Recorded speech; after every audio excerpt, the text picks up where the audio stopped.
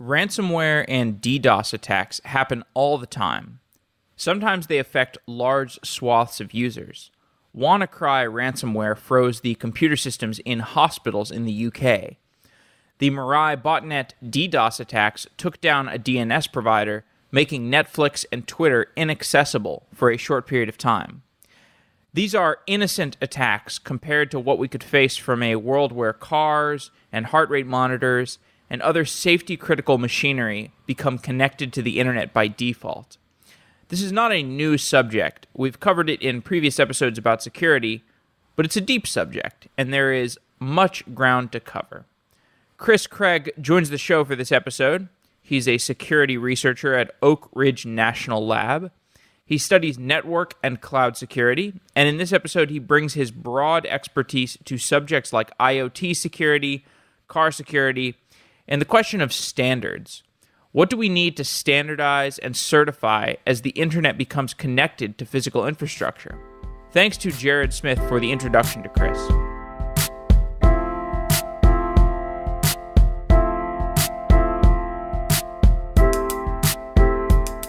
The process of troubleshooting bugs can be tedious and inefficient for developers, especially as they push more and more code to production. The unlucky developer assigned to bug duty may get bombarded with error alerts and spend hours figuring out which errors to address first. They might have to deal with logs to piece together what happened, or even spend time reaching out to other engineers on their team for help. Bugsnag improves the task of troubleshooting errors by making it more enjoyable and less time-consuming. For example, when an error occurs, your team can get notified via Slack, see the diagnostic information on the error, and identify the developer who committed the code. Bugsnag's integration with Jira and other collaboration tools makes it easy to assign and track bugs as they are fixed. We have a special offer for Software Engineering Daily listeners. Try all features free for 60 days at bugsnag.com/sedaily. Development teams can now iterate faster and improve software quality. To get started, go to www.bugsnag.com/sedaily. Get up and running in 3 minutes. Airbnb, Lyft, and Shopify all use Bugsnag to monitor application errors. Try all features free for 60 days at bugsnag.com/sedaily. Thank you, Bugsnag, for being a sponsor of Software Engineering Daily. It's much appreciated.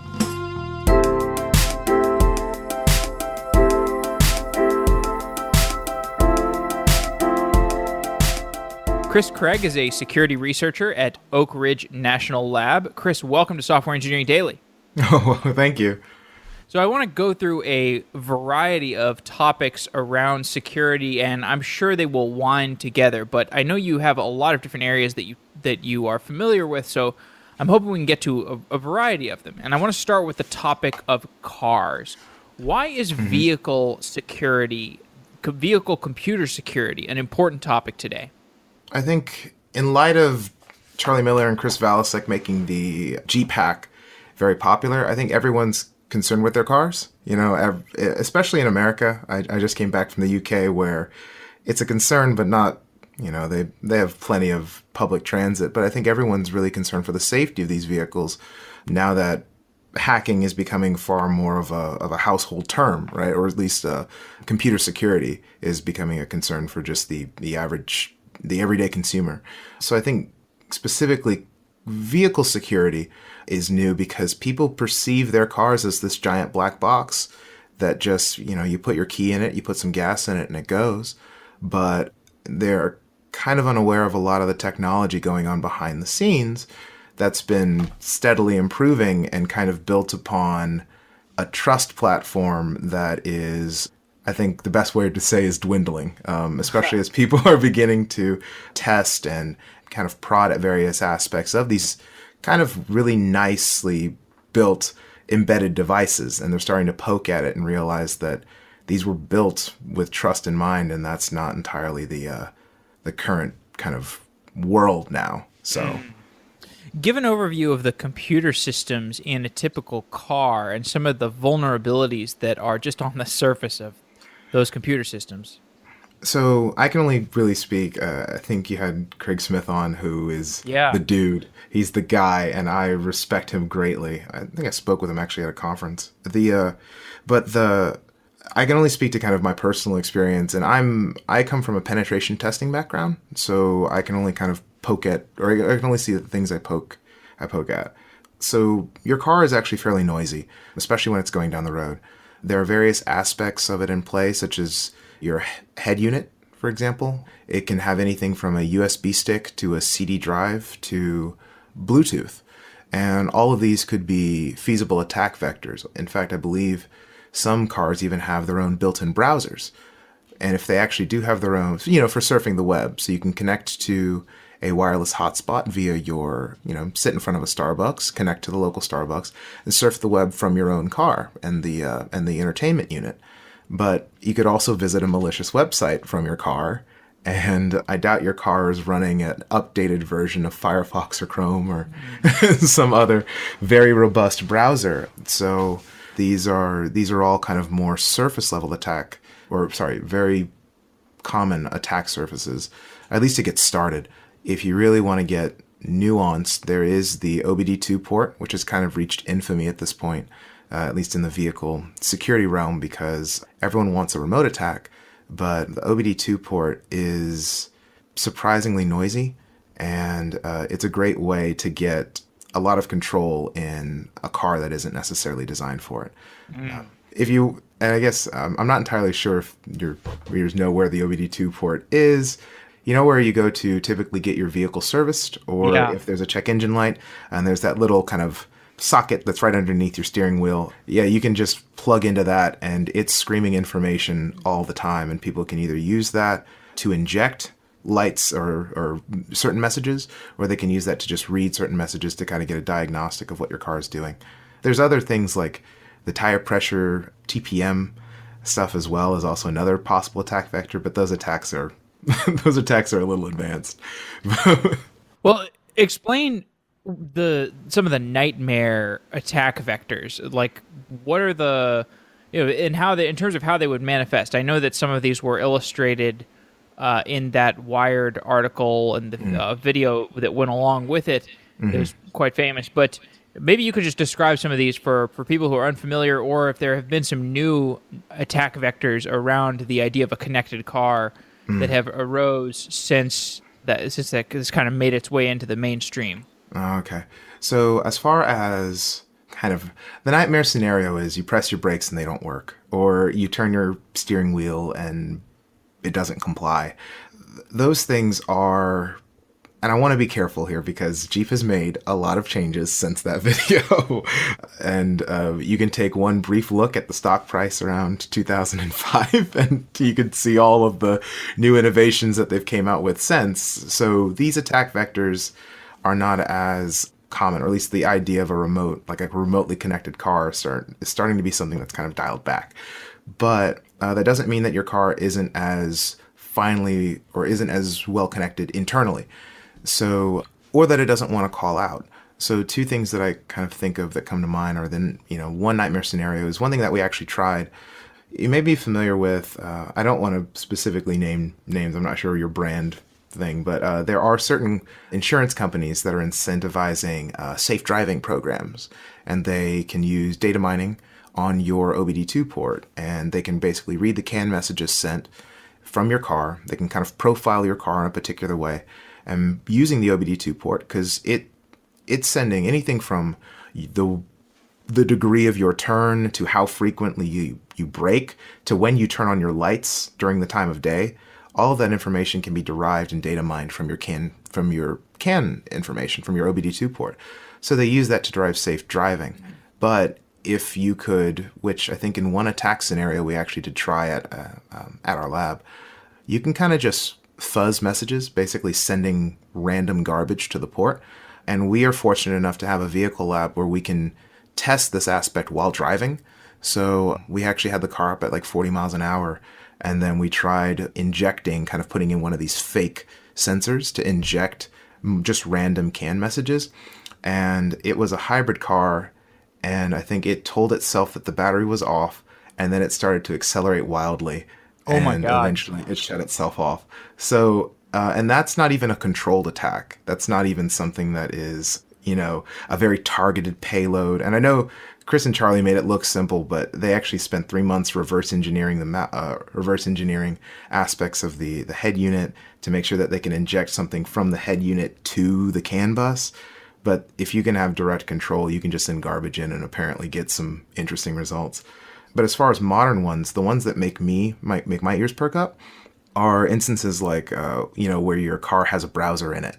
It means that any website you visit has the potential, especially with things like Rowhammer, which is a modern kind of level attack that is a read-only attack, but you can read aspects of your memory and it can change bits. You can kind of pull that out to websites, and now websites can modify aspects of your computer. And so you have websites that can modify aspects of your car kind of remotely. And all this from just viewing a browser inside of your car. So Why isn't the browser sandboxed properly? I think it's because that's actually, so you bring about a very good question, which is, I thought all this was sandbox. Why is my head unit, talking to my car? Why does my head unit know about my brakes? Why are these two directly communicating to one another? Why aren't they walled off? And I think, I can't speak for vehicle manufacturers, of course, but I can tell you what I've seen. And that is that it does not appear to have been a thought. I think engineers from a lot of vehicle manufacturers just wanted to inform you. And the fastest, they wanted to inform you that you're going this speed, that your tire pressure is at this much, and that, if you want your Bluetooth connected phone to immediately connect to the first phone it sees or the first phone it remembers that looks similarly, these are all features, and they want to provide features in better cars for consumers. And a lot of the times these things are invented without, security in mind, or without proper kind of authorization and stuff like that. So that's why I think a lot of the times there really wasn't a wall present. And it's very difficult to update. I mean, Tesla's a great example of being able to just roll out features and update your car, but not everyone, not a lot of cars are built that way. And so, implementing something like that now is difficult, very difficult. And I think right now the solution is just buy a better car 5 to 10 years later. So What's being done right now to standardize car security? Is anything being done? I think I definitely see an effort towards, at the very least for new vehicles, there seem to be two pushes kind of in my mind. One is kind of walling off everything, separating the head unit from the rest of the CAN bus, making sure that the head unit can't see any of this stuff, which kind of walls off the highest attack vector, right? Like everyone uses your head unit, even the person in the passenger seat, uses your head, like in some way, right? They can fiddle with your radio. So there's been an increased effort as far as like walling that stuff off. But there's also policymakers that are trying to, well, that's more in the realm of safety. There are also certain policies that are kind of in place, like vehicle-to-vehicle communication and vehicle-to-infrastructure stuff that's being slowly rolled out, but I believe it's going to bear some fruit in the upcoming years, like probably 5 to 10 years, where your cars are talking to other cars and trying to kind of be safe along the road. But I think you're going to create another problem by solving a problem in that case. I want to switch the topic to talking a bit about ransomware. We can come back to cars a little bit later.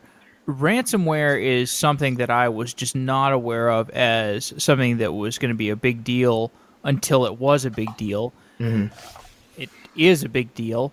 What are your reflections on the series of mainstream ransomware attacks, these attacks that have made it into the public consciousness? What are your reflections on these that have taken place over the last several months? I think the biggest one is WannaCry, right? Like that's the one that actually got everyone's attention. And the funniest thing about it, and I say funny from a place of dark humor. Many penetration testers have that kind of that kind of dark.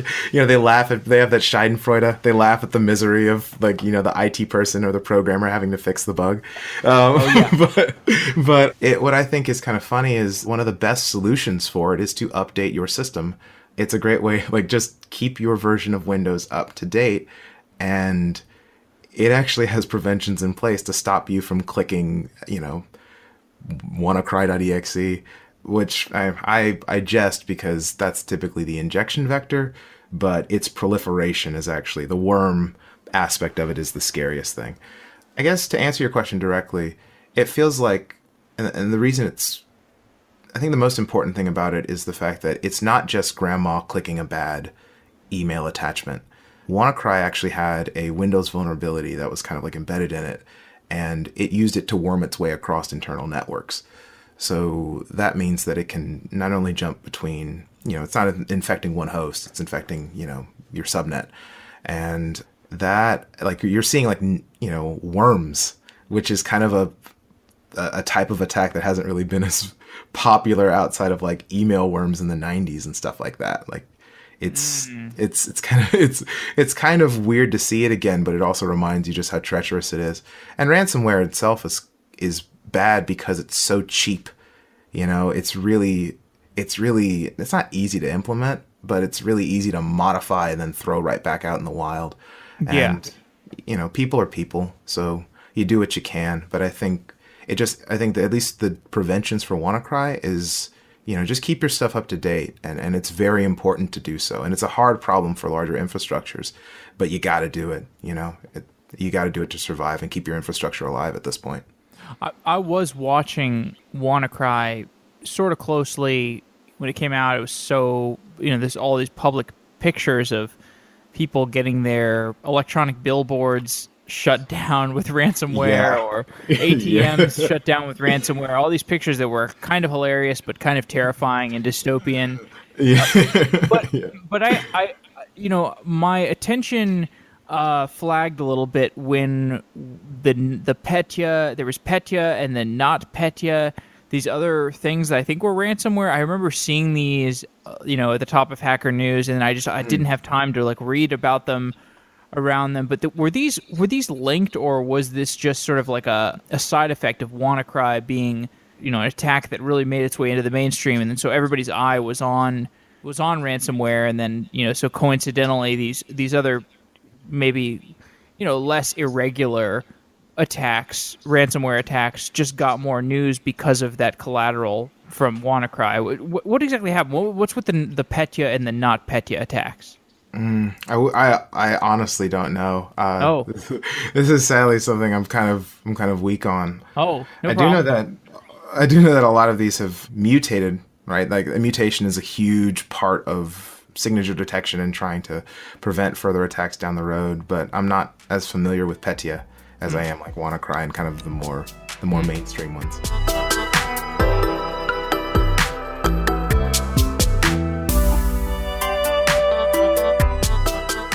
Look for a job more efficiently with Indeed Prime. Indeed Prime flips the job search model and lets you find a job more efficiently even while you're busy with other engineering work or coding your side project. You simply upload your resume, and in one click, you get immediate exposure to companies like Facebook, Uber, and Dropbox. The employers that are interested will reach out to you within 1 week with salary, position, and equity up front. Don't let applying for jobs become a full-time job itself. With Indeed Prime, the jobs come to you. The average software developer gets 5 employer contacts and an average salary offer of $125,000 through Indeed Prime. It's 100% free for candidates. There are no strings attached. Sign up now at Indeed.com/SEDaily. Thank you to Indeed Prime for being a repeat sponsor of Software Engineering Daily. And if you want to support the show while looking for a new job, go to Indeed.com/SEDaily.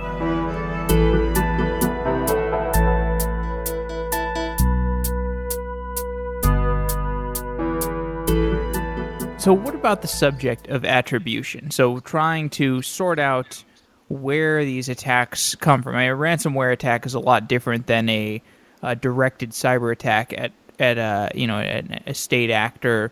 But in any case, the subject of attack attribution, this is something that's piqued my interest for a while, and we're about to do a series of shows about it because there was this big study that came out of the Rand Corporation, and I emailed a couple guys from there, so I think we're going to do some shows about that. But Cool. why don't you explain, from your discussions with people, maybe at Oak Ridge or at conferences, why is attribution so hard and why is it so important? You got to know who attacked you at some point. And it's always a challenging subject because you can always geolocate some aspect of your IP, but it's a difficult question to answer directly in a very concise way. You want to know who's attacking you, but but everything was built by trust, right? And so in a way, everyone can lie. And and in an environment where you have, multiple networks and multiple connections and you have to stay busy, it's very difficult to find the needle in the haystack. And people's answers so far have been, all right, we'll just collect everything and then we'll suss it out later. Or we're going to get hacked anyway. So, let's just be on feature creep, keep releasing new stuff until eventually we get hacked, and then we'll come out with a public apology, and then we'll get our act together. Some businesses are taking advantage of that and trying to, provide insurance and response policies for in case when you get hacked, this is how you should reply, this is how you should respond, and it's a very difficult subject.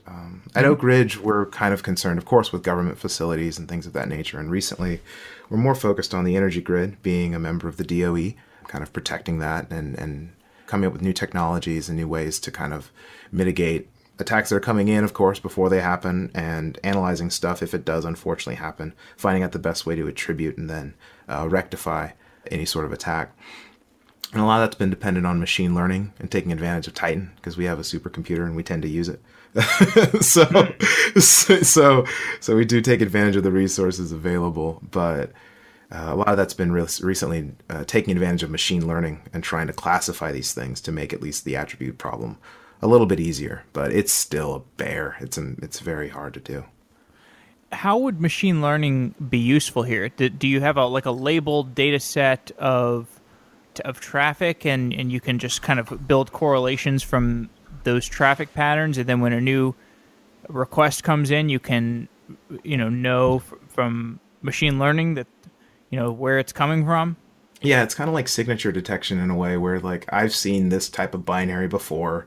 I'm just going to go ahead and clean it up before you. Sorry, I don't know that term. What's that term? Signature detection? Oh, pardon. I guess antiviruses in the past relied upon signature-based detection. So let's say, I keep bringing up grandma, and I don't mean to poke at grandmothers everywhere that are really keen on cybersecurity. But if, someone you love clicked a bad link or goes to a bad website and downloads something they shouldn't, standard or kind of older antiviruses at this point, it's still used, but they would recognize the binary that they downloaded, right, before they were able to double click it or anything of that nature, or open it or release it into the, actually execute the program downloaded. It would recognize it by its signature, right? They would have seen it before, put it in a database, and then your antivirus would recognize that same signature and delete it before you could do damage to yourself. So that's kind of the premise behind it. What machine learning can do, and at least my exposure to it so far, has been for classification. It's really good at classifying, or at least how we're using it. It's really good at classifying types of network traffic. This has been done kind of widely, but we're aiming to use it for kind of novel network traffic and kind of network patterns unique to our environments, because government labs are not really, we are large, but our networks are different than a lot of maybe corporate networks are kind of built. We have to rely upon a lot of public services and a lot of other public facilities, such as other laboratories and other universities and other governments, right, and other countries. So we kind of have to operate a little differently. So we use our machine learning techniques to analyze the traffic we particularly see and the ones that we see in the wild. And hopefully we see a few attacks, we see a few, benign stuff, and we build a machine learning algorithm that can classify between the two and hopefully alert you, if it's seen some type of a network traffic it's seen before. Right, and just to be clear, you have to see the reason you said hopefully we see some attacks is because you need to see some attacks in order to build a classifier of attacks. Yeah, and there are ways, that's actually part of my effort is, you can have some people in there poking at a machine in the ways that they know how, right? Like, I can help train it, right? I can try to attack a system while I'm there or try to do some other stuff to help train the bot, but you're not going to be able to prevent, well, actually you could, prevent some types of novel attacks provided they have certain primitives that you could detect. For example, let's say I have a really bad piece of malware and I keep changing it every time it's been detected. So the actual binary, the actual executable keeps changing. But I keep sending you an email, that's consistent with, my payload delivery is consistent. I can't recognize that particular signature, but I can recognize the network traffic. It's always consistent before my particular unique payload comes in. So I could train, a machine learning algorithm can know, well, it doesn't need to know the payload to know that it's a type of network pattern that's indicative of malicious behavior. So you mentioned that you're working on power grid security. Can you talk a little bit more about that? What is involved in securing a power grid? Well, I think the best way to I'm very new to this as of like 2 weeks ago. So, but that's kind of been our most recent initiative. My education with it, I'm just a lowly pen tester. I don't claim to be any higher than anyone else really learning. And I really see myself as a student of all these technologies. And my perception of it is not necessarily protecting the power grid, but once you start seeing the power grid, I think you may have heard like this buzzword, the smart grid and all that jazz. The smart grid, when you really take a look at it, is a sensor network and it's huge. And when you start to look at it like a network, then, that's old news, right? Like we've been protecting networks since networks have been out. But the power grid specifically has unique problems to it, specifically between trying to load balance power across multiple grids. How do you best distribute power, and how do you best so you can prevent brownouts and things of that nature? How do you secure your sensors? Because you may have rebels or whatnot. I say rebels, but you may have malicious attackers that are hacking their own smart grid sensors to give themselves all the power and to try to brown out an area. Or you could have them try to, in spite of what your base station is saying, say your base station is like, well, you're not at work, you're at home. I've consistently seen that during the hours of 9 to 5 or 9 o'clock a.m. to 5 o'clock p.m., you're not home, so I don't need to be sending every ounce of power I have to keep you furnished, to keep your house fully supplied as if you were going to turn on every single appliance in your house. But you could have people that are just trying to get power for free or to try to abuse it to take advantage of those low power usage times. There's a lot of interesting problems that can occur. You sent me an article that Bruce Schneier wrote called Ransomware and the Internet of Things. And we've talked... Yeah, Bruce. Bruce, for sure. He was on the show early on. We did, I think one of the first 20 or 30 shows we did was with Bruce. And he's great guest, a really interesting guy to talk to. And what he's so good at is synthesizing a lot of different ideas and being able to articulate kind of the gestalt of the learnings that are going on in the security industry at any given time. Yeah. He's kind of like a Brian Krebs. Yeah. Although Brian Krebs seems like he's almost more of an investigative journalist, and he's not afraid to like get himself in the middle of the action. But anyway, so ransomware and the Internet of Things. We've already talked about both of these, basically. I mean, the Internet of Things in regard to cars and the power grid, perhaps things that like we kind of need on the Internet, but in some ways we really are afraid to put them on the Internet. We don't want them on the Internet. And ransomware, we already touched on this. Why are these two topics related?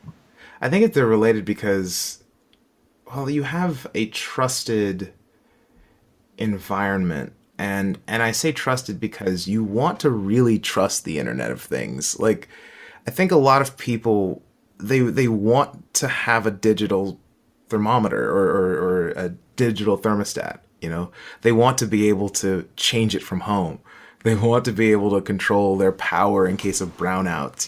They want to be able, or your power company to say, yeah, you need more power, during brownouts. Or there's definitely a push from both, there's a push from both the commercial side and, the public for a lot of these small devices and more fine-grained control and better efficiency amongst these things that we use the IoT for.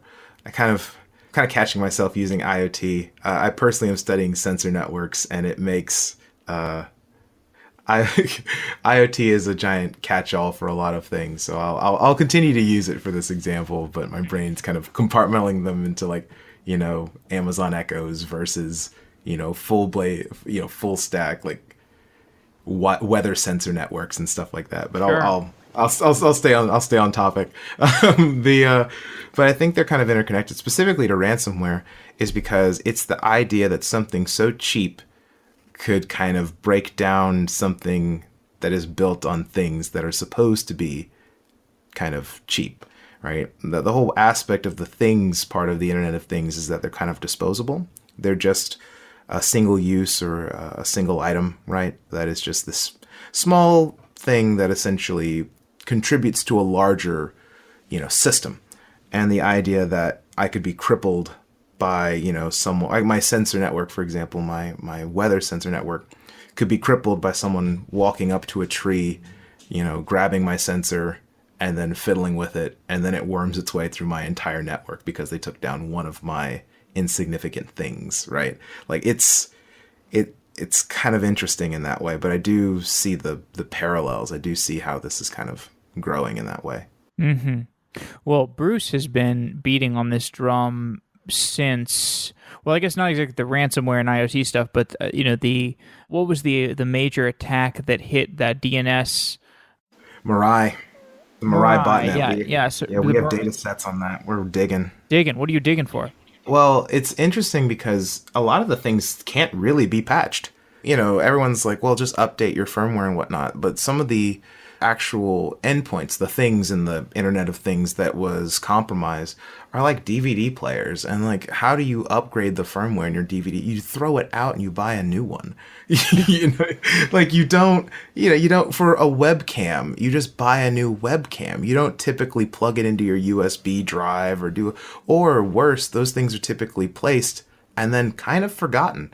You don't really remember that there's a webcam watching your, for example, let's say you're a college and that there's actually some weird webcam on campus that was installed for whatever reason.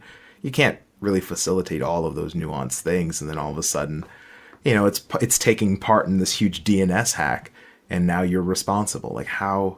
It's very interesting. I guess I'll say that much. Yeah, it's really interesting.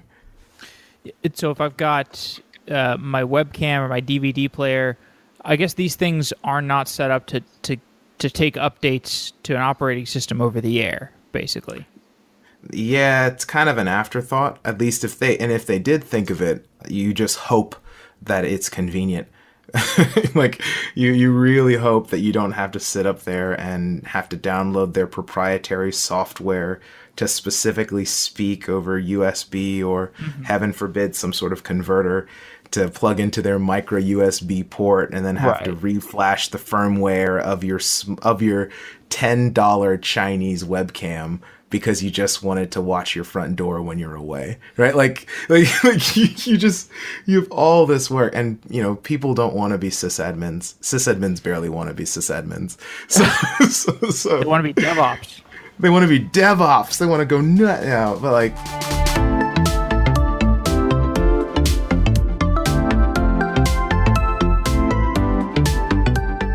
Grammatech Code Sonar helps development teams improve code quality with static analysis. It helps flag issues early in the development process, allowing developers to release better code faster. Code Sonar can easily be integrated into any development process. Code Sonar performs advanced static analysis of C, C++, Java, and even raw binary code. Code Sonar performs unique data flow and symbolic execution analysis to aggressively scan for problems in your code. Just like battleships use sonar to detect objects deep underwater, Engineers use code sonar to detect subtle problems deep within their code. Go to go.grammatech.com/sedaily to get your free 30-day trial exclusively for Software Engineering Daily listeners. Code Sonar analyzes your code, and it delivers a detailed report. The Code Sonar user interface provides all the information that you need to quickly understand the reports, follow cross-functional paths, understand cross-references, quickly navigate between files, and visualize large pieces of your code. Go to go.grammatech.com/sedaily to get your 30-day free trial and unleash the power of advanced static analysis. Thanks to Grammatech for being a sponsor of Software Engineering Daily.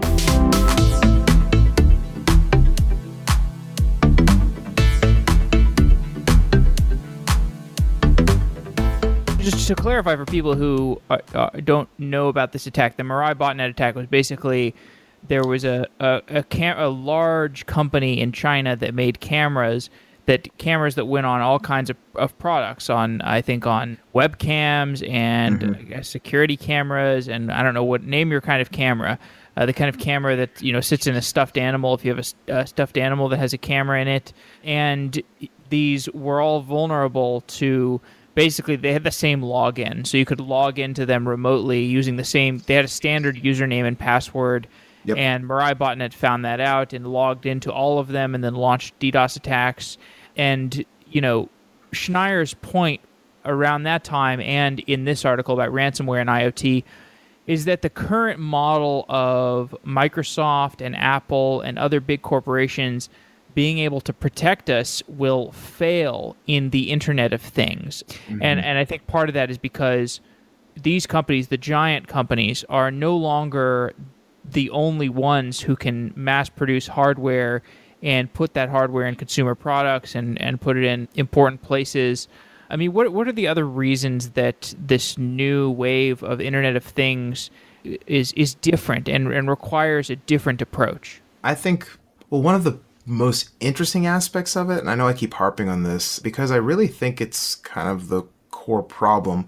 It's not necessarily that I think there's a lot of players at stake. I think having a lot of players at stake, I mean, you can say what you want about the free market, but having a lot of players and, kind of influencing the web and influencing the Internet of Things is kind of just how kind of companies battle that out. It's how new fields are kind of waged over, like computing in the early 90s to mid 90s, right? And in some cases still now with Google. And I don't think it's so much the players as it is the problem of a small embedded group that doesn't necessarily have, they're just the lowest bidder, or they're just the lowest provider, right? They're the cheapest product, somehow influencing a lot of other businesses and a lot of other companies.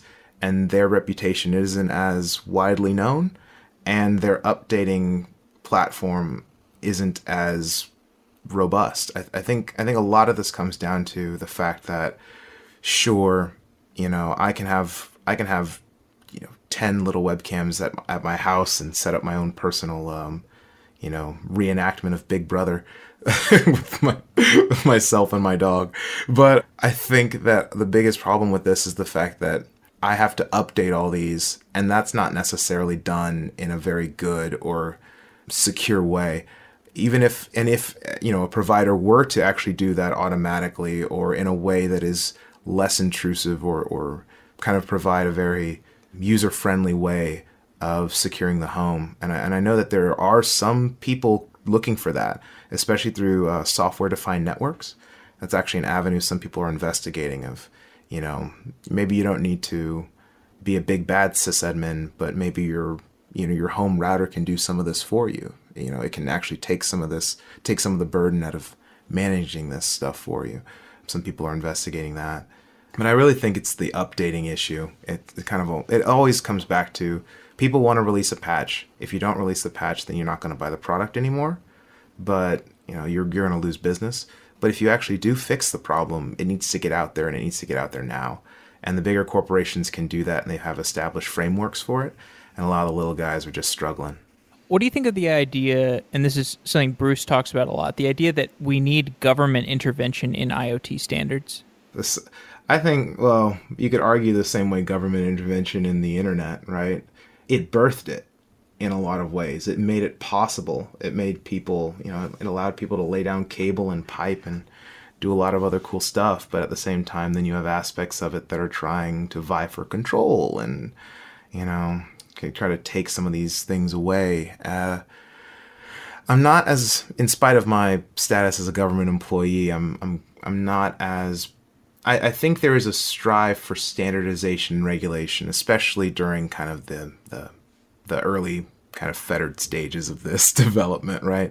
And I know that there are some efforts in the EU for like safety guidelines. So you can't release an IoT or you can't deploy an IoT product in the EU. That sounds like the EU. Yeah, it does sound like the EU. You can't deploy it unless it follows a certain guidelines, and there are these certain ways of updating it, and then privacy things are all put in place, and you can't even deploy your little webcam, or it's illegal to unless it follows all these guidelines. So that's kind of an extreme in my view. But I do think that there is a craving right now, and there's definitely a demand for some standard, for some way to communicate to these little things and have them behave in a way. In a way, kind of, it's like the early internet. I do see I'd see the analogy for those two, like, or the similarity between the two very strongly.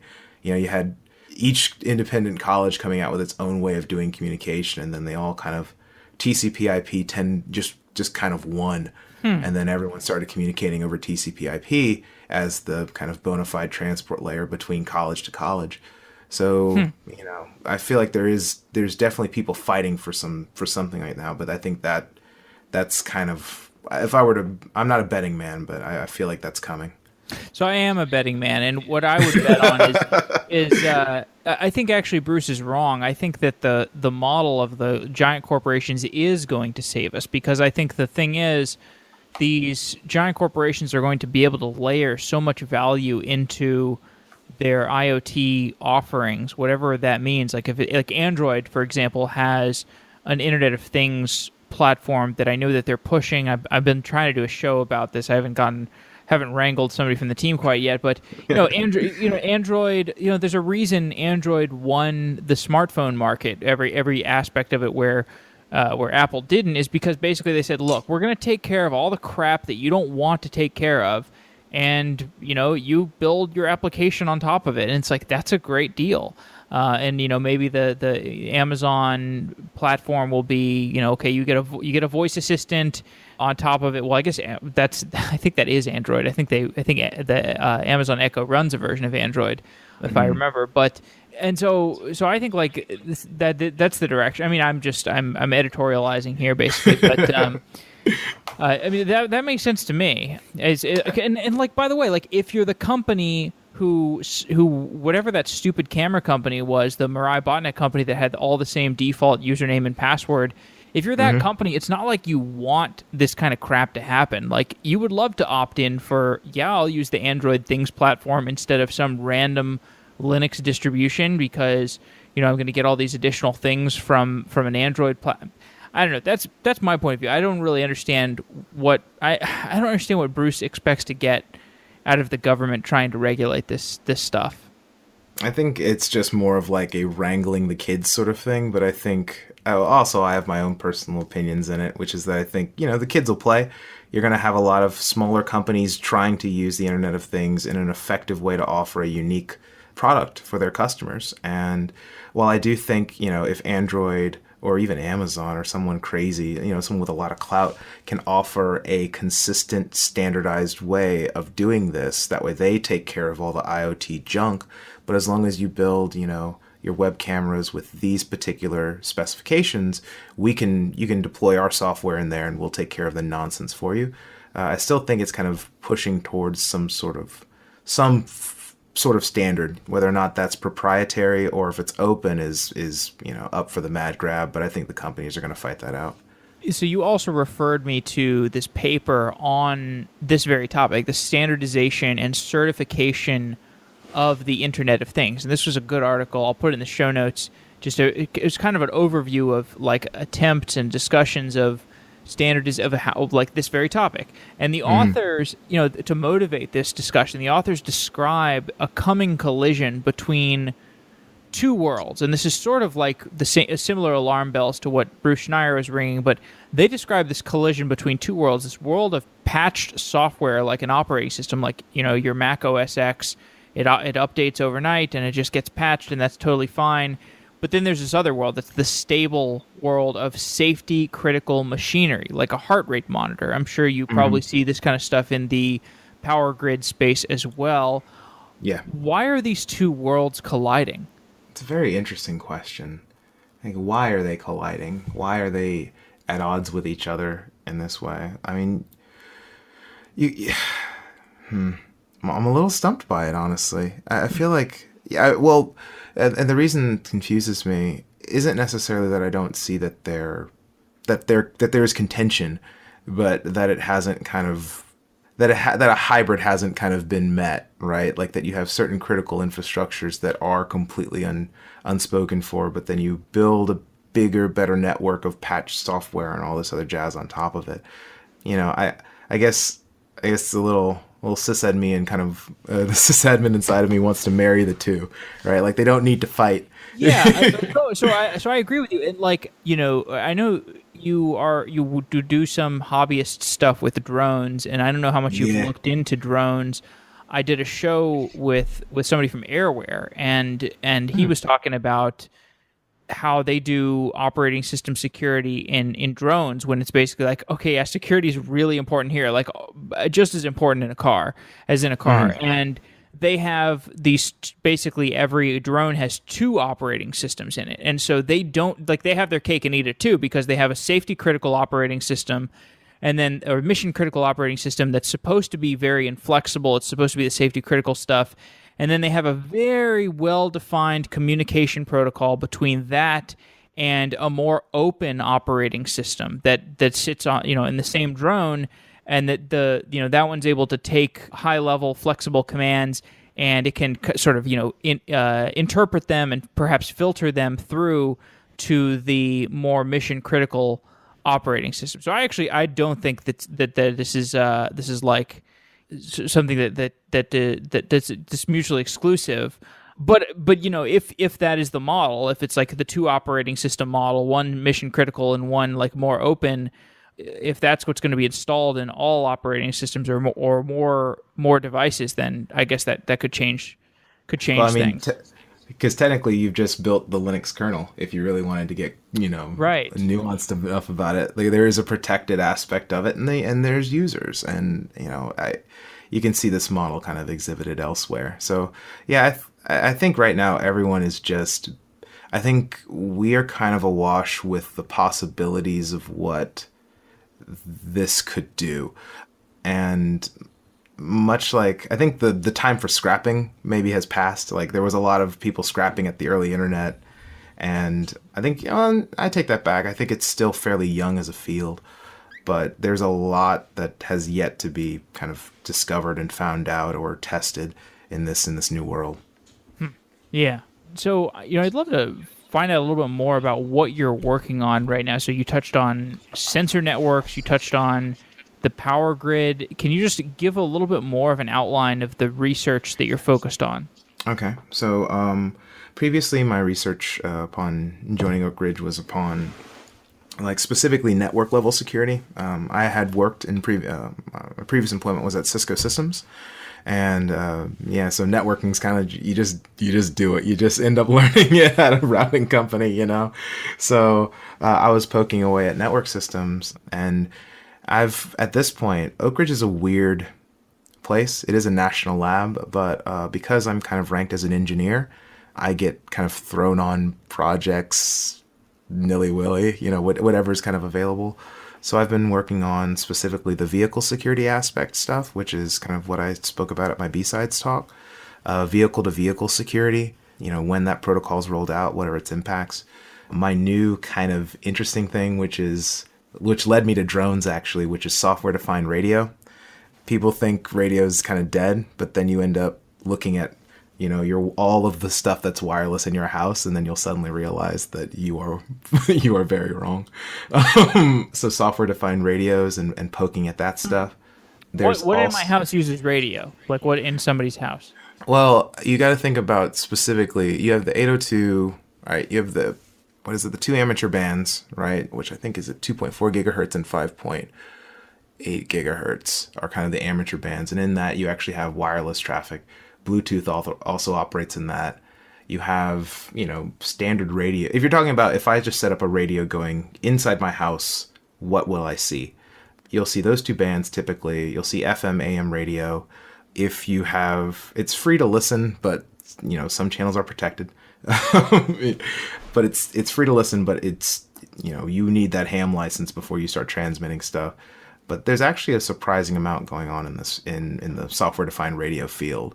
So I'm just getting my toes wet in it. But the thing that got me it got me into drones, and specifically drone racing, which is my current kind of hobby, because I was fiddling around and it uses both 2.4 and 5.8 in order, or is it 5.4? I need to figure that out, to kind of navigate in order for you to see through the goggles as you're flying and to transmit, give your inputs, send your transmitter and actually fly it around. And people were talking about how you could hack it and how you could take advantage of more drones that are based on cinematography. So they don't really have, they're not as, they're very robust. And so you can actually take advantage of aspects in that. And it got me into the racing field. But as far as right now, I'm still finishing my thesis and I'm trying to focus it on wireless sensor networks. So it's throwing a bunch of networks across maybe a desert or a rainforest, and they collect information or disseminate information and report back to a base station. How do those things interact? And specifically, how do you verify the software running on that thing? If it's compromised and then someone drops it back in the same place, is it in the correct location? Has it been moved? Has the firmware been altered? And you need to verify this from the base station while consuming as little power as possible, because power is a priority for these things. They can't run forever. And communication is very expensive because it's the most costly thing for those batteries. So you have to kind of think about all these weird problems. That's a super interesting problem set. Is that relevant to Oak Ridge or to what you're working on? Because this is kind of a military sort of thing, or I guess due to weather reporting. Why is security of a sensor network that might be sitting strewn throughout a desert? Why is that important? Why is security there a big concern? Oh, just simply, well, one, you don't want people mucking with it in general, but yeah, you kind of can easily see the word sensor be replaced with soldier, and that tends to have its own impacts with our neighbors at the DoD.